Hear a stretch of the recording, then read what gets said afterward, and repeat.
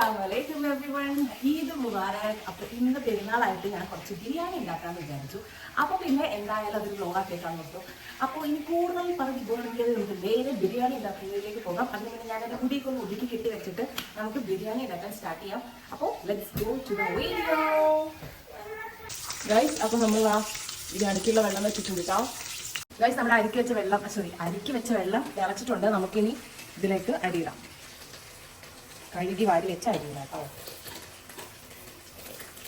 ഇതിപ്പോൾ ഞാൻ 2 തവണയാണ് എടുത്തിട്ടേ. ഗൈസ്, നിങ്ങളുടെ ബാക്കിലെ വ്യൂ ഉണ്ടെങ്കിൽ പ്രകൃതി രമണീയമായ സ്ഥലമാണ് ഗൈസ്. അപ്പോൾ ഒരു കൃത്യം 10 മിനിറ്റായി. അരി ഏകദേശം സെറ്റായിട്ടുണ്ട്. ഞാൻ ഇനി ഇത് കോരി മാറ്റാൻ പോവാണ്. കൃത്യം 10 മിനിറ്റാണ് കേട്ടോ ഞാൻ വേവിച്ചത്. ഫസ്റ്റ് ടൈമാണ് ഈ സംഭവം ഉണ്ടാക്കുന്നത് കേട്ടോ. എന്താവും എങ്ങനെയാവും എന്ന് എനിക്ക് യാതൊരു ഐഡിയയും ഇല്ല. ഹേ ഗൈസ്, അങ്ങനെ വളരെ സക്സസ് ആയിട്ട് എൻ്റെ റൈസ് നല്ല അടിപൊളി കുക്കായിട്ടുണ്ട്. കേട്ടാ, ബാക്കി നിങ്ങൾ നോക്കണ്ട. ഇതല്ല അല്ല, പെർഫെക്റ്റ് ആയിട്ട് കണ്ടാ, കുഴഞ്ഞൊന്നും പോയിട്ടില്ല.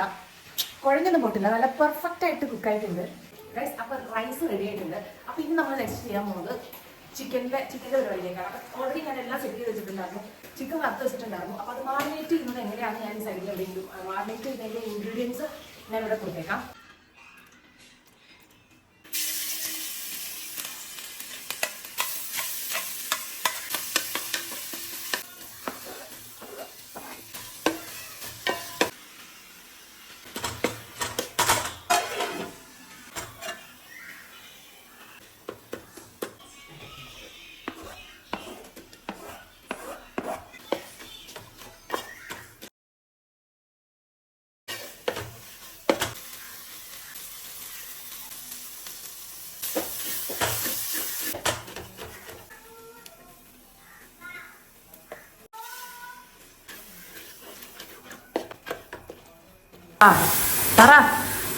ഞങ്ങള് ചിക്കൻ ഇടാൻ പോണേ.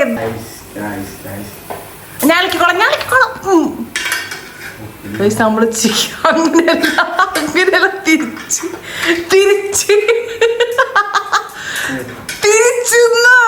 അല്ല തിരിച്ച് അങ്ങനെ ഫേസ് ഇട്ടുള്ളതാ.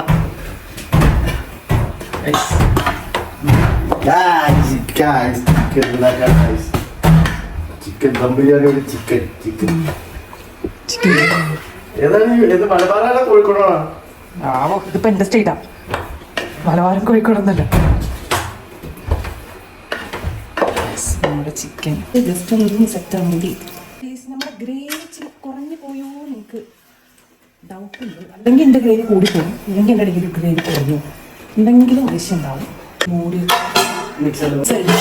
ചിക്കൻ ഓൾമോസ്റ്റ് സെറ്റ് ചെയ്യും. അടിപൊളിയായി ഗൈസ്.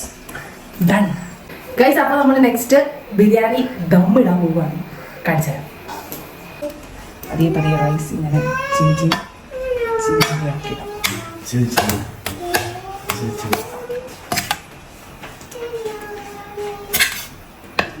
ഓ, റൈസ് അടിപൊളിയായിട്ടില്ല. എന്തേ അക്സെപ്റ്റ് ചെയ്യാൻ ഭയങ്കര ബുദ്ധിമുട്ട് ഗൈസ്. അപ്പം നമ്മൾ ദമ്മിട്ട് കൊടുക്കും ഗൈസ്. അപ്പോൾ നമുക്ക് നെയ്യ് ഒഴിക്കാം. അണ്ടിപ്പറ്റ് പുറത്ത് നെയ്യാണ് ഗൈസ്. അപ്പോൾ ചെറിയൊരു കളർ വ്യത്യാസം നമുക്ക് തോന്നും, എന്തായാലും കുഴപ്പമില്ല.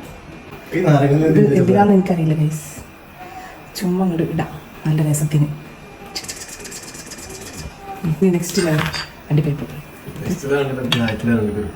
ഫസ്റ്റ് ലെയർ അണ്ടിപ്പരിപ്പ്. ഇത്ര മുകളിലുണ്ട് കിസ്മിസ്. നമുക്ക് നെക്സ്റ്റ് ലെയർ ചിക്കൻ ഇടാം. ഇതിങ്ങനെ ഇടുന്നതാണ് എനിക്ക്. നമുക്കിതിങ്ങനെ ഇടാം കേട്ടോ. പറഞ്ഞിട്ട് പോകുന്നുണ്ടാറ്. ഇതിപ്പോൾ ഇത് സെറ്റായില്ല, എന്നാലും കുഴപ്പമില്ല. ഗ്രേവി ഇത്ര ഇല്ലാത്തോട്ട് ഒരു ചെറിയ ശരി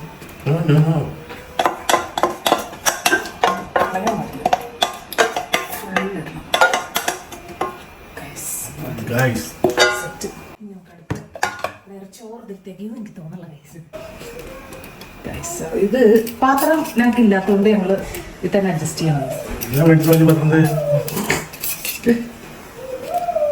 അപ്പൊ നമ്മള് സെറ്റ് മസാലയായിട്ട് ഇത് അധികമായി പോയിട്ടുണ്ട് ഗൈസ്. തിന്നില്ലെങ്കിൽ ഞാൻ കുത്തി തരും. നോക്കിക്കാം. ഗൈസ് അപ്പം നമ്മടെ ചോറ് ഫുൾ സെറ്റി മസാ. ഇത് നമ്മുടെ എന്തോന്ന് കളഞ്ഞ് ഒരിടത്ത് തന്നെ ഇട്ട് മുണ്ടൊക്കെ ഞെട്ടണോ? അയ്യോ നെയ്യ് ഒഴിച്ചില്ലേ, ഒരു സവാള ഇടല്. എനിക്ക് സാരില്ല ഗൈസ്, നെയ്യ് ഇവിടെ ഒഴിക്കാം. ഗൈസ് അപ്പം അടിപ്പരിപ്പൊട്ടു. ഗൈസ് പിന്നെ നമ്മളിനി ഇത് മൂടി വയ്ക്കാൻ പോവാണ്. ഇങ്ങനെ വയ്ക്കാം കാരണം ഗൈസ് അപ്പം അവിടെ ഇത് സെറ്റായിട്ടുണ്ട്. നമുക്കിത് അത് വെയിറ്റ് എടുത്ത് വെക്കും. വെയിറ്റ് കൂടെ എടുത്ത് വെച്ച് ഇന്നൊരു കുറച്ചേരം കഴിഞ്ഞിട്ട് നമ്മൾ എടുത്ത് പൊടിച്ചിട്ടുണ്ട്. ഗൈസ് അപ്പം നമ്മൾ നോക്കിട്ടില്ല ഇല്ല നോക്കട്ടില്ല.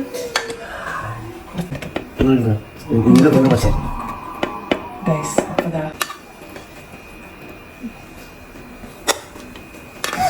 നമ്മുടെ ബിരിയാണി എടുക്കാണ് ഗൈസ്.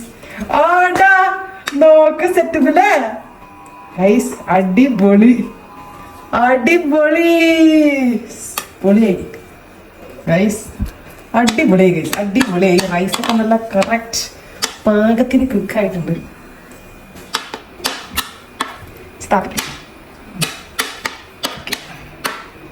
ഗൈസ് കാണിക്ക് ഗൈസ്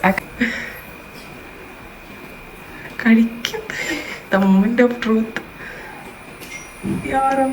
എങ്ങനെയുണ്ട്? ആണോ?